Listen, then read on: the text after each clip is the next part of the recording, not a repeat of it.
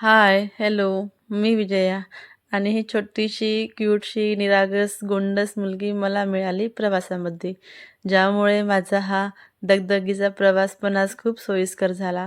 असे छोटे-छोटे मुलं मला प्रवासात भेटले, की खूप मजा येते, खूप आनंद होते. त्यांच्या चेहऱ्यावरचे हावभाव मी अशी निरीक्षण करत राहते, निहाळत राहते आणि नेहमी ते पण आनंदी होतात आणि मी पण आनंदी होते. त्यामध्ये मग प्रचंड असलेल्या गर्दीमध्ये सुद्धा अगदी शांतता मनाला लाभून जाते आणि प्रवास हा खूप सोयीस्कर आणि सुखाचा होतो.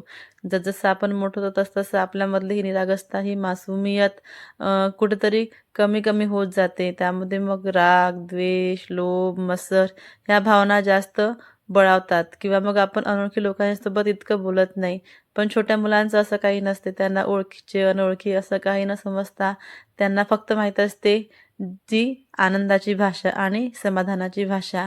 त्यामध्येच ते खूप खुश असतात. छोटे-छोटे त्यांचेवाले ते गोष्टी शेअर करत असतात. आणि आज आमच्या पंचायत समितीला बी-ओ साहेब आले होते. आमचे जुने बी-ओ साहेब त्यांच्याशी भेटून, बोलून खूप चांगलं वाटलं आज आणि खूप दिवसानंतर म्हणजे वर्षानंतरच त्यांचीवाली भेट झाली. खूप आनंद झाला आज. चला, बाय.